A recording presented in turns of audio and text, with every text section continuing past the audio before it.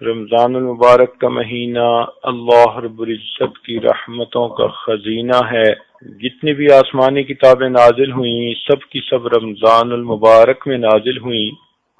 تورات، انجیل، زبور، قرآن مجید یا جو صحیفے نازل ہوئے سب کے سب رمضان المبارک میں نازل ہوئے۔ اس لیے یہ مہینہ اللہ رب العزت کی خصوصی رحمتوں کا مہینہ ہے۔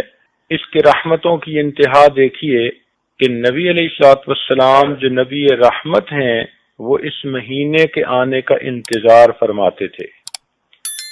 چنانچہ ایک دعا نبی علیہ السلام نے فرمائی، اللہم بارک لنا فی رجب و شعبان وبلغنا رمضان، اے اللہ ہمیں رجب اور شعبان میں برکت عطا فرما اور بخیریت ہمیں رمضان المبارک تک پہنچا۔ اللہ رب العزت کے محبوب جس مہینے تک پہنچنے کی تمنا فرماتے ہوں اس مہینے کی برکتوں کا اندازہ تو اسی سے ہی ہو سکتا ہے۔ کتابوں میں لکھا ہے کہ سلف صالحین 6 مہینے تک رمضان کے آنے کی یعنی دعائیں مانگا کرتے تھے، اور جب رمضان المبارک وہ خوب عبادت کے ساتھ گزار لیتے تو بقیہ 4-5 مہینے اللہ رب العزت سے اس کی قبولیت کی دعائیں مانگتے تھے۔ اس حد تک رمضان المبارک کا ان کے ہاں اہتمام تھا کہ جب کسی بندے کی بزرگی کا بات کرنی ہوتی تو کہتے کہ فلاں بندے نے تو زندگی کے اتنے رمضان گزارے، اس کے تو درجات بہت بلند ہیں۔ امام ربانی حضرت مجدد ثانی رحمۃ اللہ علیہ فرماتے ہیں کہ کشف کی نظر سے اولیاء اللہ نے اللہ تعالیٰ کی رحمتوں کی بارش کو اترتے جب دیکھا تو پتہ چلا کہ سال کے باقی مہینوں کی رحمت دریا کی مانند ہے، جبکہ رمضان المبارک کی رحمتیں سمندر کی مانند ہیں جس کا کوئی کنارہ ہی نظر نہیں آتا۔ اس لیے وہ اپنے ایک مکتوب میں فرماتے ہیں کہ رمضان مبارک کا مہینہ انسان کے باقی سال کے لیے ایک نمونے کی مانند ہے، ایک اسپیسیمن کی مانند ہے۔ جس بندے نے رمضان المبارک جس طرح سے گزارا اللہ تعالیٰ اس کو بقیہ سال اس طرح گزارنے کی توفیق عطا فرما دیتے ہیں۔ مثال کے طور پر اگر کوئی عورت چاہے کہ میں تہجد گزار بن جاؤں تو اس کو چاہیے کہ رمضان المبارک میں تہجد کی پابندی کرے۔ جو چاہے کہ میں اپنی آنکھوں کی حفاظت کروں اس کو چاہیے کہ رمضان المبارک میں اپنی آنکھوں کی حفاظت کرے۔ جو چاہے کہ میں اپنی زبان کی حفاظت کر لوں رمضان المبارک میں زبان کی حفاظت کر لے۔ جو عمل رمضان المبارک میں استقامت کے ساتھ وہ کرے گی اللہ رب العزت اپنی رحمت، اپنی قدرت، مشیت سے بقیہ سال اس عمل کو کرنے کی توفیق عطا فرما دیں گے۔ حضرت علی رضی اللہ تعالیٰ نے فرمایا کرتے تھے کہ اگر اللہ رب العزت نے نبی علیہ الصلوۃ والسلام کی امت کو عذاب دینا ہوتا تو نہ رمضان عطا فرماتے نہ سورہ اخلاص عطا فرماتے۔ یہ 2 ایسی نعمتیں ہیں، ایک رمضان المبارک اور ایک قرآن مجید میں قل هو اللہ احد والی صورت۔ وہ فرماتے تھے کہ ان 2 چیزوں کو دینے کے بعد یوں معلوم ہوتا ہے کہ اللہ رب العزت نبی علیہ السلام کی امت کو عذاب دینے کا ارادہ نہیں رکھتے۔ نبی علیہ الصلوۃ والسلام نے ایک مرتبہ شعبان کے آخری دن میں صحابہ کرام کو خطبہ دیا اور ان کو بتایا کہ تمہارے اوپر ایک رحمت کا مہینہ آ رہا ہے جس کے روزے کو اللہ تعالیٰ نے فرض فرمایا اور رات کی عبادت کو اللہ تعالیٰ نے اپنے قرب کا ذریعہ بنایا۔ نبی علیہ السلام نے فرمایا کہ یہ شہر المواسات ہے، غمخاری کا مہینہ، ہمدردی کا مہینہ۔ یعنی انسان روزہ رکھتا ہے، بھوکا پیاسا رہتا ہے تو نعمتوں کی قدر آتی ہے، دل میں احساس ہوتا ہے کہ جو لوگ عام سال کے دوران بھوکے پیاسے رہتے ہیں ان پر کیا گزرتی ہے، جن کے بچے بھوکے پیاسے رہتے ہیں اس ماں باپ پہ کیا گزرتی ہے۔ تو انسان کے دل میں دوسروں کا احساس پیدا ہوتا ہے تو وہ دوسروں کے ساتھ ہمدردی کرتا ہے اور یہی انسانیت ہے۔ چنانچہ حدیث پاک کا مفہوم ہے کہ قیامت کے دن اللہ تعالیٰ ایک بندے سے فرمائیں گے، اے میرے بندے میں بھوکا تھا تو نے مجھے کھانا نہیں کھلایا، میں پیاسا تھا تو نے مجھے پانی نہیں پلایا، میں بیمار تھا اور تو نے میری بیمار پرسی ہی نہیں کی۔ تو وہ بندہ بڑا حیران ہو کر پوچھے گا کہ اے پروردگار، آپ ان تمام چیزوں سے بلند و بالا ہیں، منزہ اور مبرہ ہیں، یہ کیسے ہو سکتا ہے کہ آپ کائنات کے خزانوں کے مالک ہوں اور آپ بھوکے پیاسے ہوں؟ اللہ تعالیٰ جواب میں فرمائیں گے کہ اے میرے بندے، فلاں موقع پر تیرا ایک ہمسایہ بھوکا تھا، پیاسا تھا، اگر تو اسے کھلا پلا دیتا تو ایسے ہی ہوتا جیسے تو نے مجھے کھلایا پلایا ہوتا، اگر تو اس بیمار کی بیمار پرسی کرتا تو ایسے ہی ہوتا جیسے تو نے میری بیمار پرسی کی ہوتی۔ اس وقت انسان کی آنکھ کھل جائے گی کہ اللہ رب العزت کے ہاں ایک دوسرے کے ساتھ الفت و محبت کی زندگی گزارنے کا کیا مقام ہے۔ تو یہ مہینہ غمخواری کا مہینہ ہے۔ اب ذرا سوچئے کہ جس مہینے کا نام ہی غمخواری کا مہینہ، اگر اس مہینے میں کوئی اللہ کی نیک بندی اللہ تعالیٰ کے سامنے اپنے غم کرے، اپنی پریشانیاں بیان کرے، اپنے دکھڑے سنائے، اپنی مشکلات کی تفصیل بتائے تنہائیوں میں بیٹھ کر دعا میں، تو پروردگار عالم اس کی غمخواری کیوں نہیں فرمائیں گے؟ جس مہینے کا نام ہی غمخواری کا مہینہ، تو معلوم ہوا کہ ہم غم زدوں کے لیے خوشی کی بات ہے ہم اپنے غم تہجد کے بعد اور تنہائیوں میں اپنے پروردگار کے سامنے دامن پھیلا کر بیان کریں۔ وہ پروردگار جس نے بندوں کو غمخواری کا حکم دیا، وہ پروردگار خود بھی اپنے بندوں کی غمخواری فرمائے گا۔ اس مہینے میں نیکی کا اجر زیادہ کر دیا جاتا ہے، چنانچہ اگر کوئی آدمی ایک فرض پر عمل کرے تو 70 فرض کے برابر اجر ملتا ہے، نفلی عمل کرے تو غیر رمضان میں گویا فرض پر عمل کرنے کے برابر اجر ملتا ہے۔ حدیث پاک میں ہے کہ اللہ تعالیٰ جبریل علیہ السلام کو بھیجتے ہیں، فرماتے ہیں کہ جاؤ اور سرکش شیاطین کو قید کر دو تاکہ وہ میرے محبوب کی امت کے روزہ داروں کے روزوں کو خراب نہ کر سکیں۔ تو گویا بڑے بڑے شیاطین تو قید ہو گئے اور ان کو سمندر میں پھینک دیا جاتا ہے باندھ کے۔ اب اگر نیکی کے راستے میں کوئی رکاوٹ ہے تو یا تو وہ چھوٹے چھوٹے شیطان ہیں جن کو شتونگڑے کہتے ہیں، یا پھر ہمارا اپنا نفس ہے۔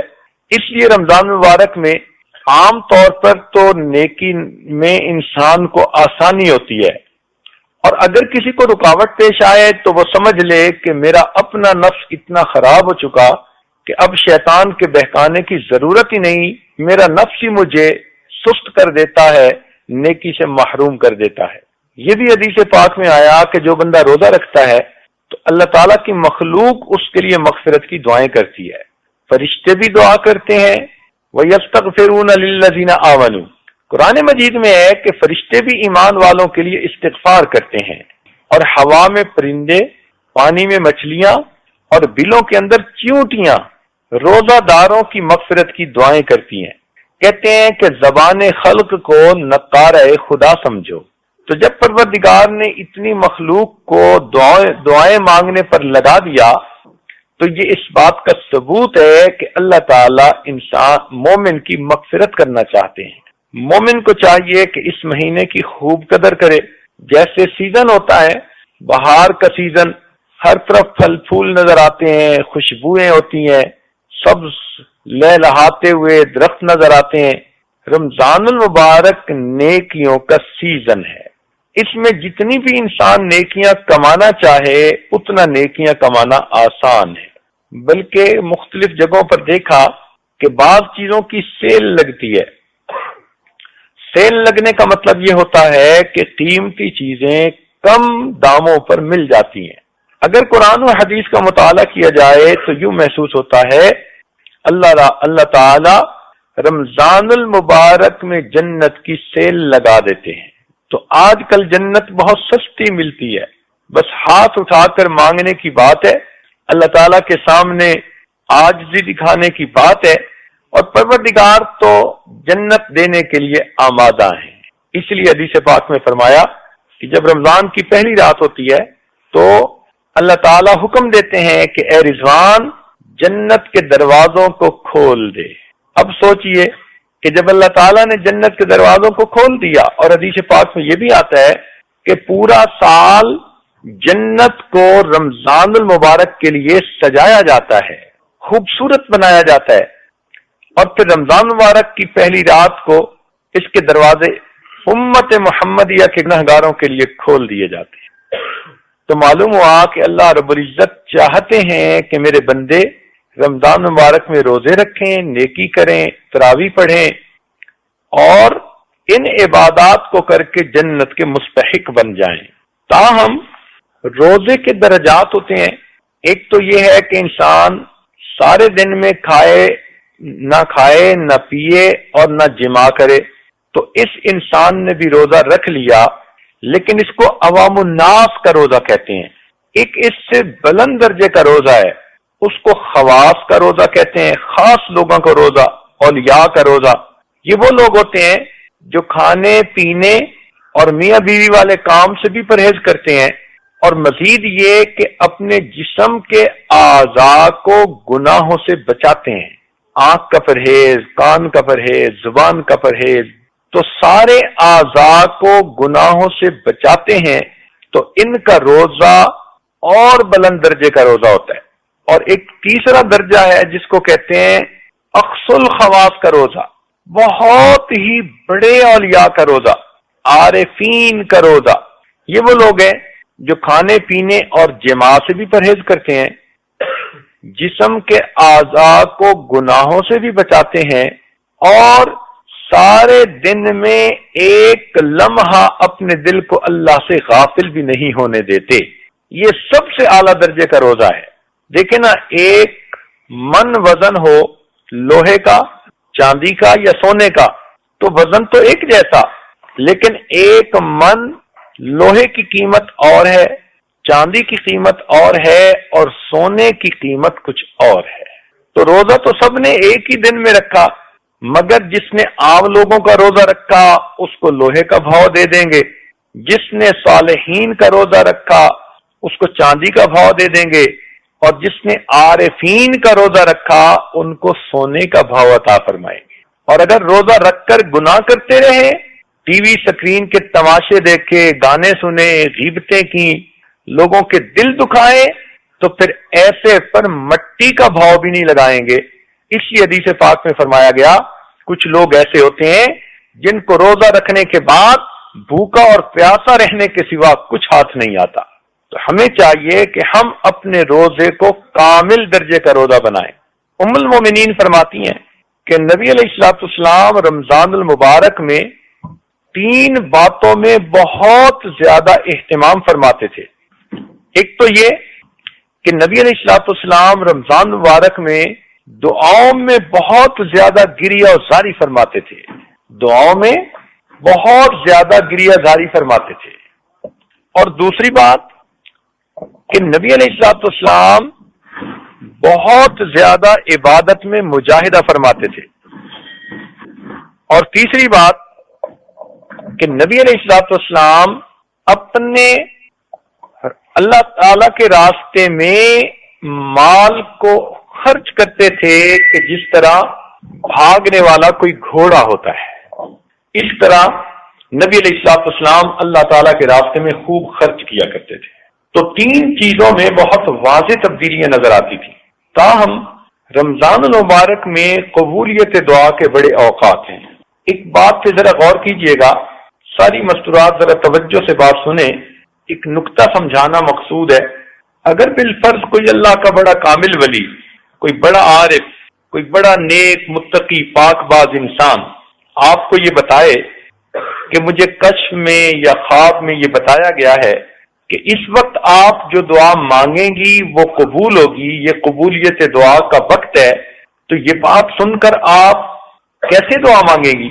خوب رو رو کر، بڑی توجہ کے ساتھ، بڑی آہوزاری کے ساتھ اپنے لیے بھی مانگیں گی، گھر بار کے لیے مانگیں گی، رشتہ داروں کے لیے بھی، عام مسلمانوں کے لیے بھی، سب کے لیے آپ اچھی اچھی دعائیں مانگیں گی، اور آپ کہیں گی کہ میں بڑی خوش نصیب ہوں کہ مجھے پتہ چل گیا کہ اس وقت کی دعائیں قبول ہوتی ہیں، اور اس لیے میں جتنی بھی دعائیں مانگ سکتی ہوں اتنی دعائیں میں مانگ لوں۔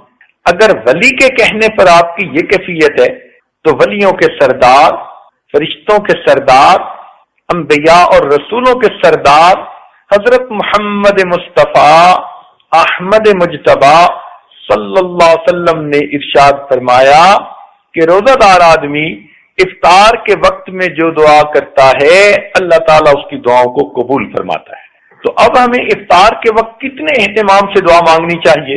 ہماری زبانیں جھوٹی سہی، ہماری زبانیں کالی سہی، مگر محبوب نے سچی زبان سے فرما دیا، اللہ رب العزت ان کی اس سچی زبان کی لاج رکھتے ہوئے ہم گناہگاروں کی جھوٹی زبانوں سے نکلی دعاؤں کو بھی قبول فرما لیں گے۔ اگر کسی آدمی کا بیٹا کوئی کمٹمنٹ کر دے نا تو باپ اس کی لاج رکھ لیتا ہے، تو کیا خیال ہے کہ اگر نبی علیہ الصلوۃ والسلام نے فرما دیا تو اللہ رب العزت اپنے محبوب کی لاج نہیں رکھیں گے؟ ایک اور نقطہ سمجھ لیجئے کہ شریعت نے حکم دیا کہ اگر کوئی مزدور کسی کے گھر میں مزدوری کرے اور وقت ختم ہو تو اس بندے کو چاہیے کہ وہ اس کا پسینہ خشک ہونے سے پہلے اس کو مزدوری دے دے۔ اب جب شریعت ہم کمزوروں کو یہ حکم دیتی ہے کہ ہم مزدور کا پسینہ خشک ہونے سے پہلے اس کو مزدوری دے دیں، تو کیا خیال ہے کہ جس بندے نے اللہ رب العزت کے لیے سارا دن مزدوری کی، روزہ رکھا، بھوکا رہا، پیاسا رہا، تکلیف اٹھائی، اب جب اس کی افطاری کا وقت ہوگا تو کیا اللہ تعالیٰ اس کو فوراً مزدوری نہیں عطا فرمائیں گے؟ فرق اتنا ہے کہ جس مزدور کو ہم گھر میں لاتے ہیں کام کرنے کے لیے، ہم اس کے ساتھ مزدوری طے کر لیتے ہیں کہ بھئی اتنا تمہیں دیں گے، تم ہمارا یہ کام کر دو، تو کام کرنے کے بعد ہم اس کو پیمنٹ کر دیتے ہیں۔ لیکن جو بڑے ہوتے ہیں وہ طے نہیں کرتے، وہ کہتے ہیں جتنا کہو گے دے دیں گے۔ اسی لیے اللہ رب العزت نے بھی یہی معاملہ فرمایا کہ اے میرے پیارے محبوب کی امت کے روزے دارو، تم میرے لیے روزہ رکھو اور جب افطاری کا وقت ہوگا تو میں تمہیں منہ مانگا انعام دوں گا، جو تم مانگو گے میں پروردگار تمہارے مانگنے کے مطابق تمہیں عطا کروں گا۔ مانگنا تمہارا کام ہے اور تمہارے دامن کو بھر دینا یہ میرا کام ہے۔ اس لیے فرمایا کہ روزہ دار کی دعائیں قبول ہوتی ہیں۔ حدیث پاک میں یہ فرمایا، اس کا کیا مطلب کہ اللہ تعالی روزے دار کو افطاری کے وقت میں منہ مانگا انعام عطا فرماتے ہیں۔ اچھا، اگر کوئی بندہ اس وقت انعام مانگے ہی نہ تو اس کو کیا ملے گا؟ اور ہماری عورتوں کا، بہت ساریوں کا یہی حال کہ افطاری کی چیزیں بنانے میں اور دسترخوان سجانے میں ایسی مشغول ہو جاتی ہیں کہ ان کو بتانا پڑتا ہے کہ جی روزے کی افطاری کا وقت ہو چکا، اب تم بھی افطار کر لو۔ اس کا مطلب ہے کہ یہ وہ مزدور ہے جس نے مزدوری تو کی، مگر جب دینے والے نے کہا کہ کتنا چاہیے تو اس کو مانگنا ہی یاد نہیں تھا۔ اس سے بڑی غفلت اور کیا ہو سکتی ہے؟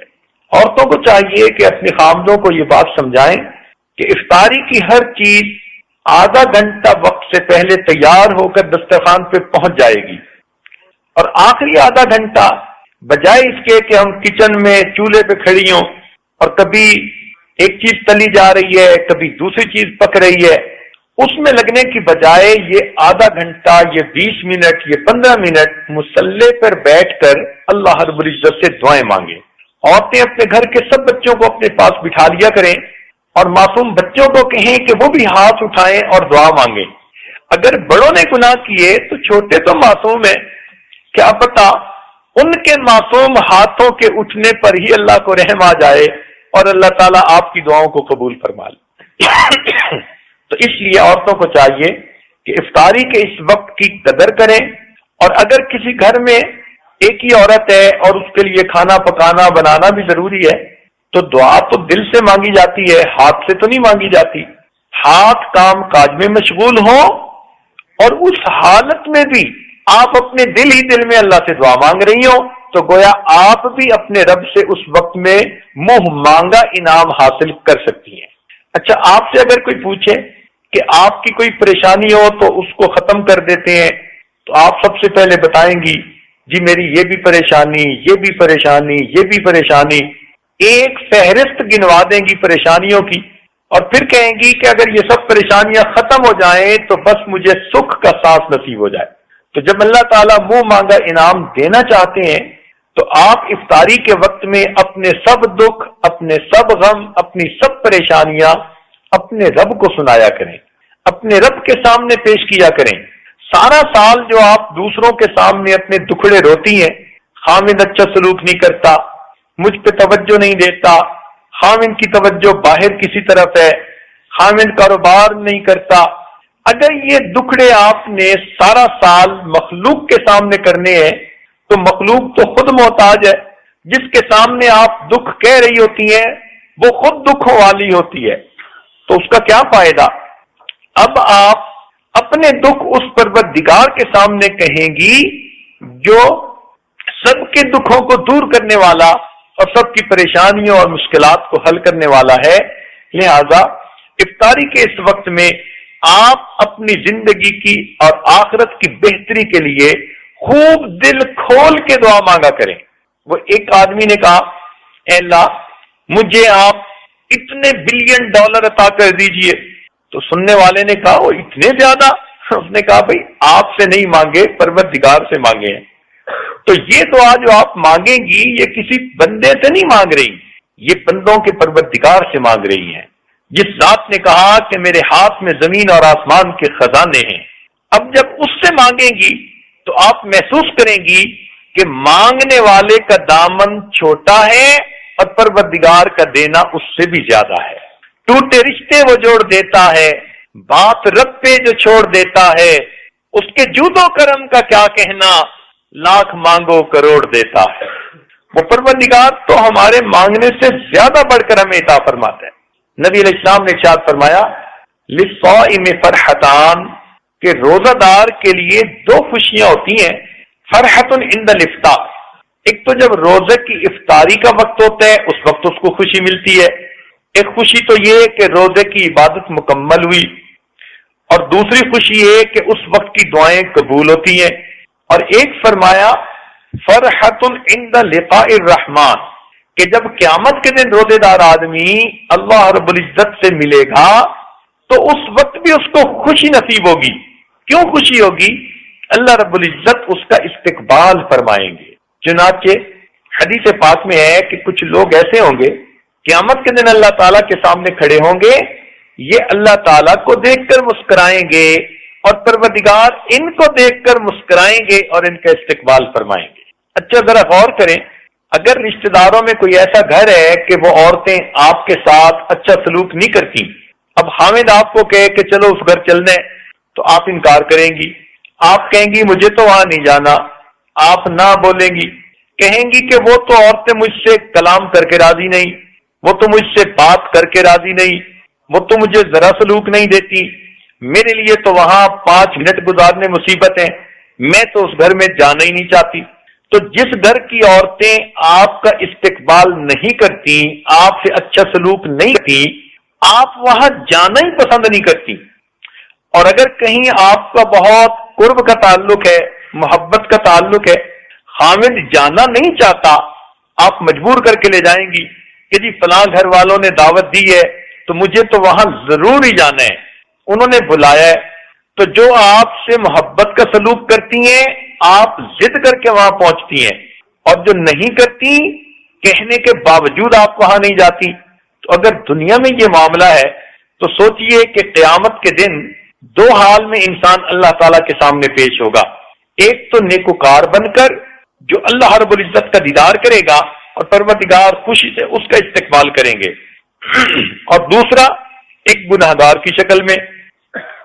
اور گناہگار کیسے قیامت کے دن پیش ہوگا؟ قرآن مجید میں فرما دیا وَلَوْ تَرَىٰ إِذِ الْمُجْرِمُونَ نَاكِسُو رُءُوسِهِمْ عِندَ رَبِّهِمْ، اگر تم دیکھ سکتے کہ کافر قیامت کے دن کس حال میں اللہ کے سامنے پیش ہوں گے، ان کے سر جھکے ہوں گے اور وہ رب کے سامنے اپنی نگاہیں اٹھا بھی نہیں سکیں گے۔ اب ہم سوچیں کہ ہم ان دونوں میں سے کس حالت میں اللہ تعالیٰ کے سامنے پیش ہونا چاہتے ہیں، تو دل سے جواب آئے گا کہ نہیں، ہم تو اللہ تعالیٰ سے اس کے محبوب بندے، مقبول بندے، اس کے دوست بن کر پیش ہونا چاہتے ہیں۔ تو پھر اس کا آسان طریقہ کہ ہم اپنے روزے کو صحیح انداز آداب سے رکھیں اور افطاری کے وقت میں دعا مانگیں کہ اللہ ہمیں یہاں پر مغفرت عطا کر کے خوشی عطا فرما، اور جب آپ کے پاس قیامت کے دن حاضری ہو تو اللہ وہاں بھی مسکرا کر ہمیں اپنی تجلی نصیب فرما۔ چنانچہ کتنے لوگ ہوں گے جو قیامت کے دن اللہ تعالیٰ کا دیدار کریں گے، وجوہ یومئذ ناظرہ الی ربہا ناظرہ، کیسے خوش نصیب لوگ ہوں گے، ان کو اللہ تعالیٰ کا دیدار نصیب ہوگا قیامت کے دن۔ اس لیے حدیث پاک میں آتا ہے کہ جنت کے دروازوں میں سے ایک دروازہ ہے جس کا نام باب الریان ہے۔ یہ اسپیشل دروازہ ہے جس سے وہ لوگ داخل ہوں گے جو دنیا میں آداب اہتمام کے ساتھ اپنے روزوں کو مکمل کیا کرتے تھے۔ اس کی مثال یوں سمجھ لیں کہ جیسے آپ کسی ملک میں اتریں تو وہاں پر کسٹم والے، وہاں پر امیگریشن والے ہوتے ہیں، انہوں نے لائنیں بنائی ہوئی ہوتی ہیں، تو بیرون ملک کے لوگوں کے لیے علیحدہ لائنیں، اور جو ملکی لوگ ہوتے ہیں، مواطن ہوتے ہیں، ان کے لیے علیحدہ لائن۔ تو مواطن لوگ بہت جلدی نکلتے چلے جاتے ہیں، نہ ان کو کاغذ بھرنے پڑتے ہیں، نہ کچھ اور زیادہ سلسلہ، نہ پوچھ گچھ ہوتی ہے، نہ کوئی ویزے کی چیکنگ، بس پاسپورٹ وہ دکھاتے ہیں اور ٹھپا لگتا ہے اور وہ سیدھا چلتے چلے جاتے ہیں، تیز لائن ہوتی ہے۔ اسی طرح اللہ تعالیٰ قیامت کے دن جنت کے 8 دروازوں میں سے ایک دروازہ روزے داروں کے لیے بنائیں گے جنہوں نے اہتمام سے روزے رکھے ہوں گے۔ پروردگار عالم ادھر سے ان کو فاسٹ ٹریک کے اوپر تیزی سے جنت کے اندر لے جائیں گے۔ تو 2 وقت بہت خاص ہیں، ایک افطاری کا وقت اور ایک دوسرا وقت ہے جس کو سحری کا وقت کہتے ہیں۔ ایک مرتبہ نبی علیہ الصلوۃ والسلام نے بنی اسرائیل کے احوال بتائے اور فرمایا کہ 4 بنی اسرائیل کے لوگ ایسے تھے کہ جنہوں نے 80 سال اللہ تعالیٰ کی ایسی عبادت کی کہ ایک لمحہ کے لیے بھی نافرمانی نہ کی۔ تو صحابہ کرام نے جب یہ سنا تو ان کے دل میں حسرت ہوئی کہ کاش ہمیں بھی اتنی لمبی زندگی عبادت گزاری والی مل جاتی۔ تو ان کی اس کیفیت کو دیکھ کر رب کریم نے سورۃ القدر نازل فرمائی، جس میں فرمایا کہ اس میں ایک رات ایسی ہے جس کو لیلۃ القدر کہتے ہیں، اس کی عبادت لیلۃ القدر خیر من 1000 شہر، اس کی عبادت 1000 مہینوں کی عبادت سے بھی زیادہ بہتر ہے۔ اب 1000 مہینوں کے اگر سال بنائیں تو 83 سال سے کچھ اوپر بنتا ہے۔ اس کا مطلب یہ ہوا کہ جو بندہ رمضان المبارک کی اس رات میں عبادت کا ثواب پا لے گا، اس نے گویا 83 سال کی عبادت کا ثواب پا لیا۔ اب آج کل ہماری اوسط عمریں، ایوریج عمریں 60 اور 70 کے درمیان ہیں، 80 تک تو مشکل سے ہی لوگ پہنچتے ہیں۔ تو گویا ایک رات کی عبادت ایک طرف اور ساری زندگی کی عبادت ایک طرف۔ تو جب اتنا خاص معاملہ ہے تو ہر مومن کے دل میں یہ تڑپ ہونی چاہیے کہ ہمیں لیلۃ القدر میں ثواب عبادت کرنے کا نصیب ہو جائے۔ یہ کون سی رات ہے اس کے بارے میں ہمیں نہیں معلوم، مگر حدیث پاک میں کچھ اشارے کر دیے گئے ہیں۔ ایک تو یہ فرمایا گیا کہ یہ سال کی کوئی رات ہو سکتی ہے، دوسرا فرمایا کہ یہ رمضان المبارک کی رات ہوتی ہے، تیسری جگہ فرمایا کہ رمضان مبارک کے آخری 10 دنوں میں سے کوئی رات ہوتی ہے، اور ایک حدیث پاک میں فرمایا گیا کہ آخری 10 دنوں میں سے جو طاق عدد ہیں وہ رات ہوتی ہے، یعنی 21، 23، 25، 27، 29 ان میں سے کوئی رات ہوتی ہے۔ زیادہ روایتیں اسی کی ہیں۔ اب اس عشرہ میں لیلۃ القدر کو تلاش کرنے کے لیے اعتکاف بیٹھتے ہیں، اس لیے معتکف ہر رات میں قیام اللیل کریں تاکہ ان کو لیلۃ القدر میں قیام کا ثواب نصیب ہو جائے۔ اب یہ رات کون سی ہے اس بارے میں ہم کچھ نہیں کہہ سکتے، تاہم بزرگوں نے کہا کہ اللہ رب العزت کو 7 کا عدد پسند ہے، آسمان بھی 7 ہیں، زمینیں بھی 7 ہیں، انسان کے اعضاء جن سے وہ اللہ کے سامنے سجدہ ریز ہوتا ہے وہ بھی 7 ہیں، اور 7 طرح کا جسمانی رزق دیا۔ فَأَنبَتْنَا فِيهَا حَبًّا وَعِنَبًا وَقَضْبًا وَزَيْتُونًا وَنَخْلًا وَحَدَائِقَ غُلْبًا۔ تو اس آیت میں 7 قسم کا جسمانی رزق عطا کر دیا گیا۔ تو اس سے مفسرین نے کہا کہ اللہ رب العزت نے انسان کو روحانی رزق کی رات بھی وہی ہوگی جو 7 والی ہوگی، لہذا 27 کی رات زیادہ غالب ہے کہ وہ لیلۃ القدر کی رات ہو۔ بعض مفسرین نے اس میں ایک نقطہ اور دے دیا، وہ فرماتے ہیں کہ دیکھو لیلۃ القدر کا جو لفظ ہے نا، اس میں 9 حروف ہیں، اور اللہ تعالیٰ نے اس کو 3 دفعہ اس صورت میں فرمایا، انا انزلناہ فی لیلۃ القدر وما ادراک ما لیلۃ القدر لیلۃ القدر خیر من الف شہر۔ تو 9 حروف ہیں اور 3 مرتبہ لفظ استعمال ہوا، تو معلوم ہوتا ہے کہ 27 کی رات وہ لیلۃ القدر کی رات ہوتی ہے۔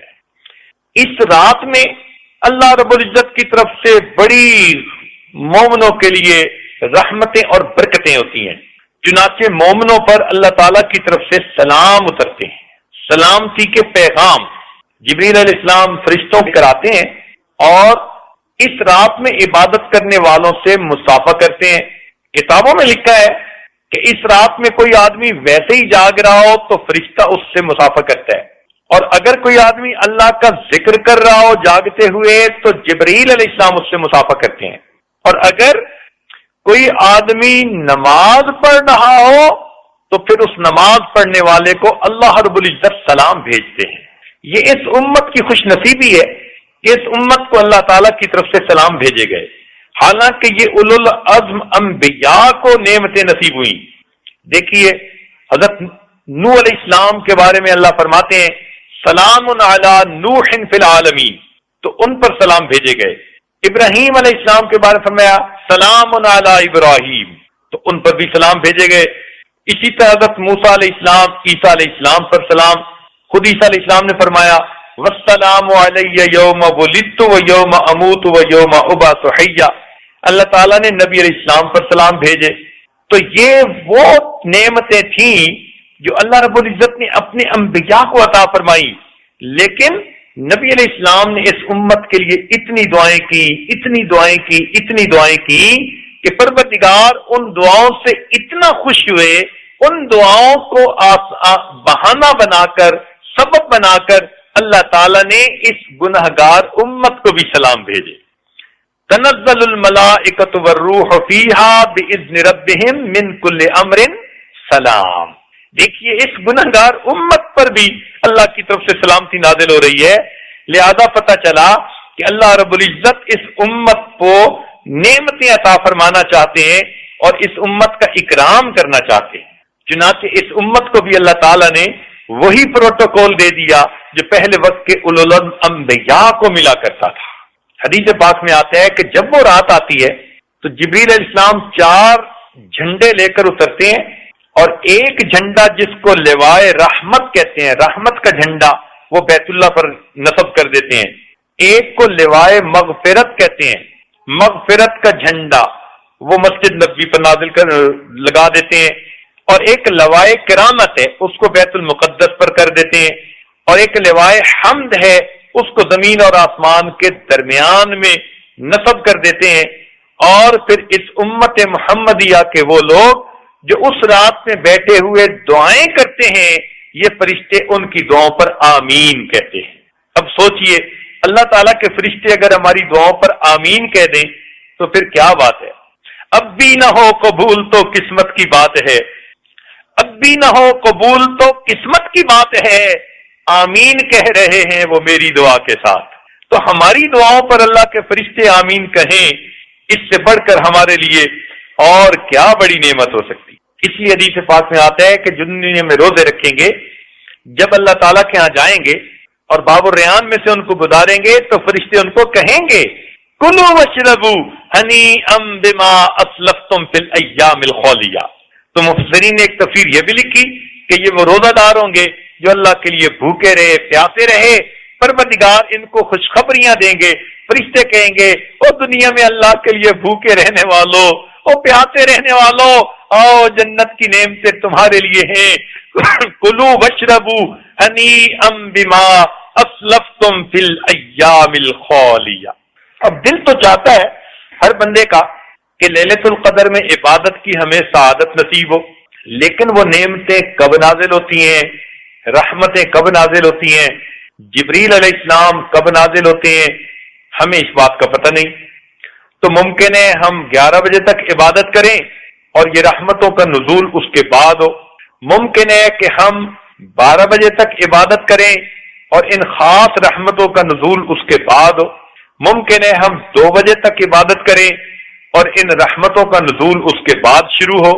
تنزل الملائکہ، جب ملائکہ نازل ہوتے ہیں، اب کب نازل ہوتے ہیں ہمیں اس کا تو پتہ نہیں ہے، لیکن قرآن مجید سے ایک اشارہ ملتا ہے اور وہ بڑا مزے کا ہے۔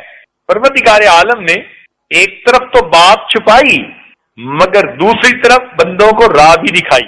جیسے ماں بچے کو کچھ دینا چاہتی ہے تو چھپا دیتی ہے مگر کچھ ڈائریکشن بھی دے دیتی ہے، دل میں ہوتا ہے کہ میں نے اس کو محروم تو نہیں کرنا، تھوڑی سی کوشش کرے گا تو اس کو مل جائے، تو ایک طرف تو چھپا بھی دیتی ہے اور دوسری طرف اشارے سے بتا بھی جاتی ہے۔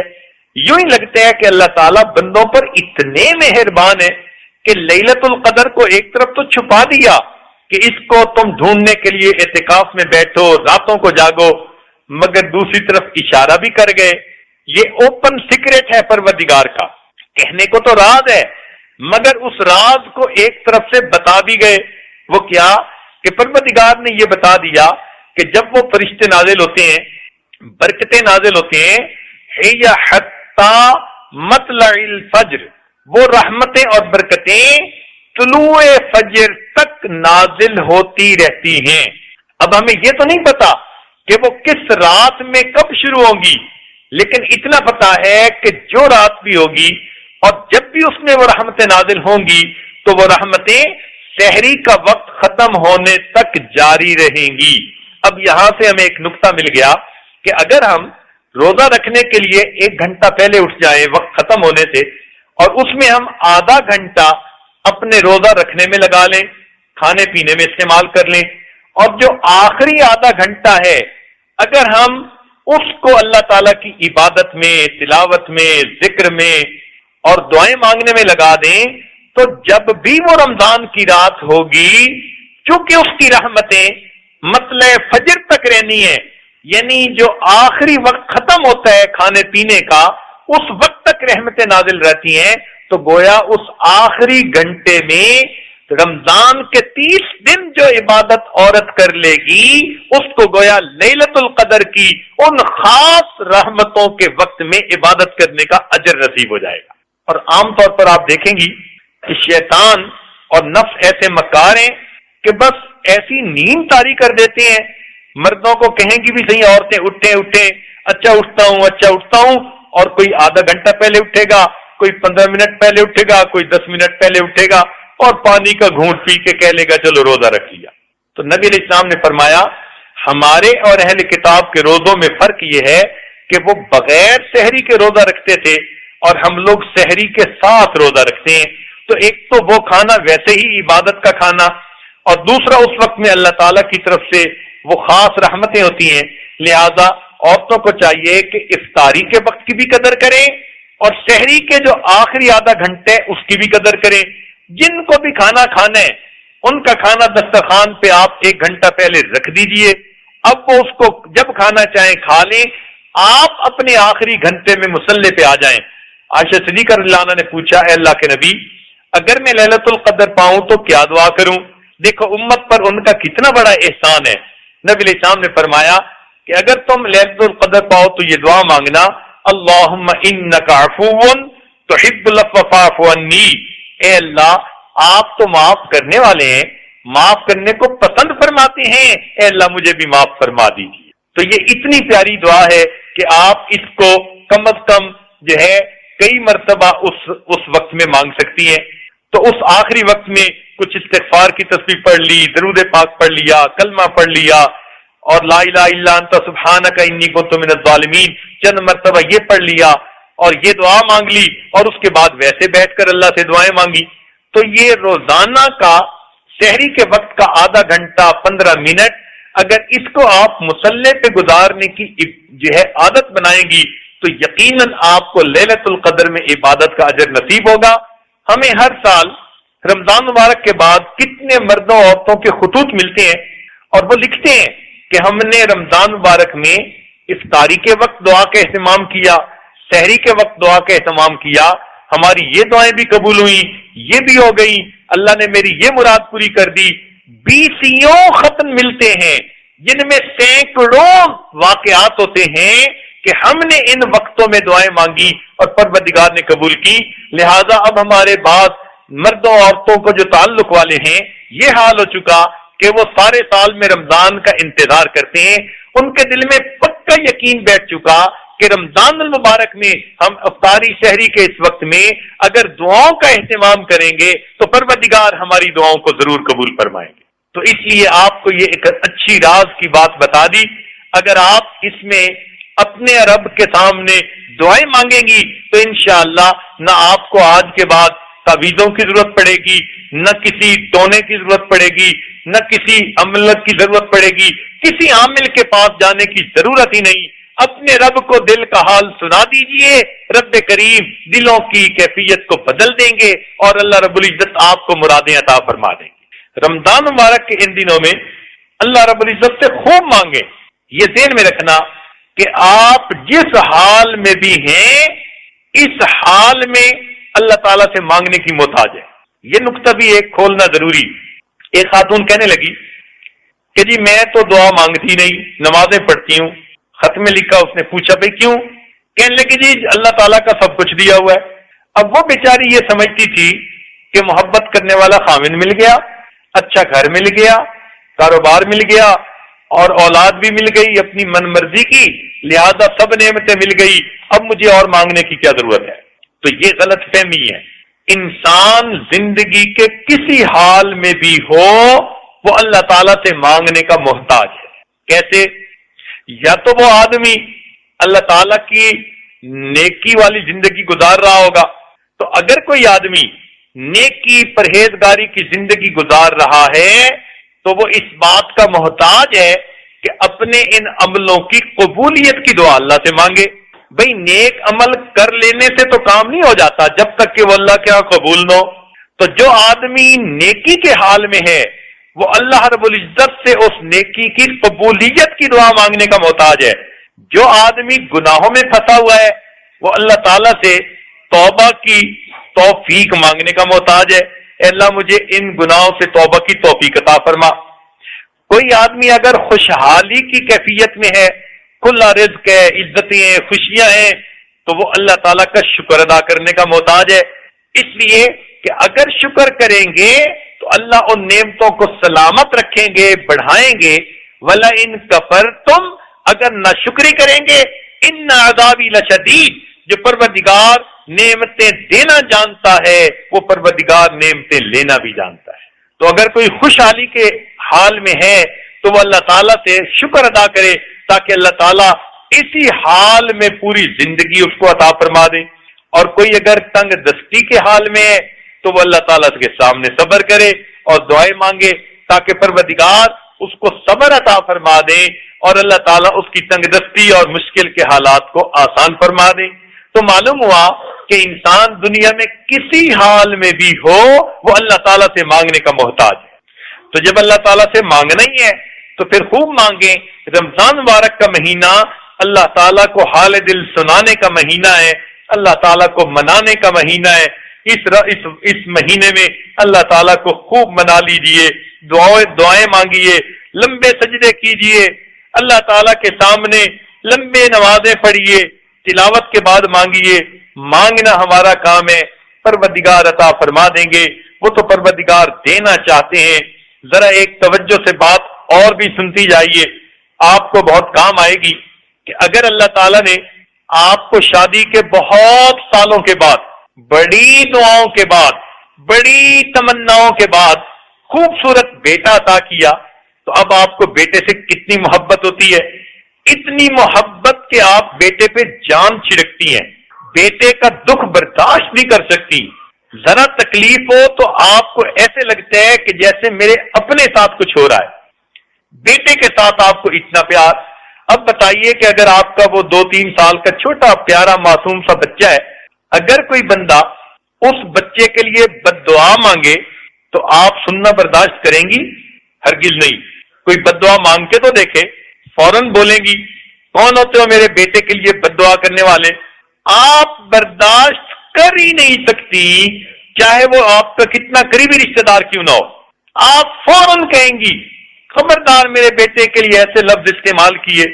آپ بیٹے کو سینے سے لگائیں گی اور کہیں گی اللہ اس کو بد دعا سے بچائے، تو آپ اپنے بیٹے کے لیے بد دعا سننا ہی گوارا نہیں کرتی جو اتنی چاہتوں کے بعد آپ کو بیٹا ملا. اچھا ایسا ہو سکتا ہے کہ اس بیٹے کے لیے آپ خود بد دعا مانگے؟ یہ کیسے ہو سکتا ہے؟ یا کوئی بد دعا مانگے اور آپ اس کی بد دعا پر آمین کہہ دیں؟ یہ تو ہو ہی نہیں سکتا.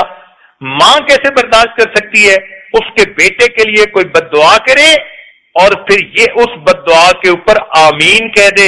اس کا دل کبھی بھی برداشت نہیں کر سکتا. ماں تو وہ ہوتی ہے جو دکھ بھی بچوں کے برداشت کرتی ہے تو بھی اس کی منہ سے اولاد کے لیے دعائیں نکل رہی ہوتی ہیں. تو یہ تو ممکن ہی نہیں.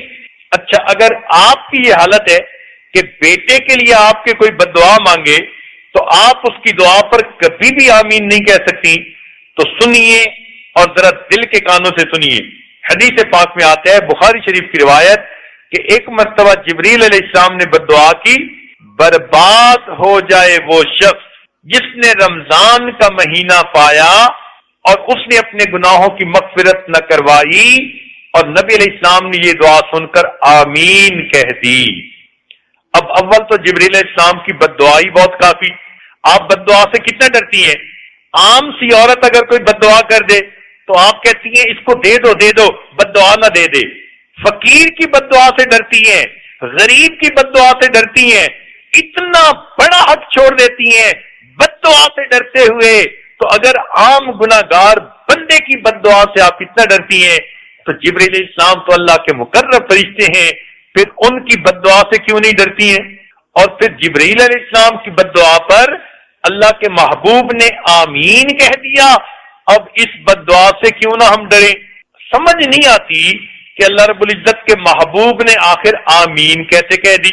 حالانکہ نبی علیہ السلام کی عادت مبارکہ تو یہ ہے کہ جب آپ طائف کے سفر پر گئے اور وہاں کے لوگوں نے ایمان قبول نہیں کیا اور انہوں نے بچے پیچھے لگا دیے تو ان لڑکے بچوں نے نبی علیہ السلام پر پتھر پھینکے اور آپ کے جسم مبارک سے خون آ گیا، آپ کے نالین مبارک بھر گئے، آپ انگوروں کے ایک باغ میں تھک کر بیٹھ گئے. اس وقت اللہ کے فرشتے حاضر ہوتے ہیں، اے اللہ کے نبی انہوں نے آپ کی بے قدری کی، ہم فرشتے ہیں پہاڑوں کے، آپ اجازت دیجئے ہم پہاڑ ٹکرا کر ان کو درمیان میں کچل کے رکھ دیں گے. دوسرے فرشتے نے کہا میں ہواؤں کا انچارج ہوں، آپ اجازت دیجئے ہم ان کی بستی کا نام و نشان مٹا دیں گے. اللہ کے محبوب نے ان کافروں کے لیے بھی بد دعا نہ فرمائی بلکہ فرمایا کہ ممکن ہے ان کی اولادوں میں سے کوئی ایسا ہو جو دین کو قبول کرنے والا ہو، اور یہ کہا اللہم اہد قومی فانہم لا یعلمون، اللہ میری قوم کو ہدایت دیجئے، یہ میرے مقام کو پہچانتی نہیں ہے. تو جو نبی رحمت کافروں کے لیے بھی بد دعا نہیں فرماتے تھے، آخر انہوں نے مومنوں کے لیے بد دعا پر آمین کیسے کہہ دی؟ تو محدثین نے اس کا جو ہے جواب لکھا، وہ فرماتے ہیں کہ اللہ رب العزت رمضان المبارک میں بندے کو اتنا جلدی معاف کر دیتے ہیں، آسانی سے معاف کر دیتے ہیں، معافی بہانے ڈھونڈتے ہیں. اتنا آسانی سے بندہ اپنی مغفرت حاصل کر سکتا ہے کہ جو بندہ غفلت میں پڑا رہے اور اللہ کی طرف رجوع ہی نہ کرے، نہ روزے رکھے، نہ تراویح پڑھے، نہ زندگی میں تبدیلی آئے، رمضان غیر رمضان میں کوئی فرق ہی نہ رہے، ایسا بندہ جو رمضان کی رحمتوں سے بالکل محروم ہو، تو واقعی اس نے پھر اللہ تعالیٰ کی بے قدری کی کہ اللہ تعالیٰ تو اتنا اس کو مغفرت کرنے کے لیے تیار تھے، بہانے بنا دیے تھے، اس نے رب کی رحمتوں سے ذرا فائدہ نہ اٹھایا. پھر ایسا بے قدرہ بندہ واقعی بدبخت نہیں تو اور کون ہے؟ اس سے پتہ چلتا ہے کہ اللہ کے محبوب بھی یہی چاہتے ہیں ہم دعائیں مانگیں اور اپنی مغفرت کروائیں. اب یاد رکھنا رمضان مبارک کا مہینہ جب ختم ہوگا کچھ لوگ وہ ہوں گے جن کی بخشش ہو چکی ہوگی تو رمضان کے بعد ان کے لیے عید کا دن ہوگا، اور جن کی مغفرت نہ ہوئی تو رمضان کے بعد ان کے لیے وعید کا دن ہوگا. محبوب کی بد دعا لگے گی، جبرائیل علیہ السلام کی بد دعا لگے گی.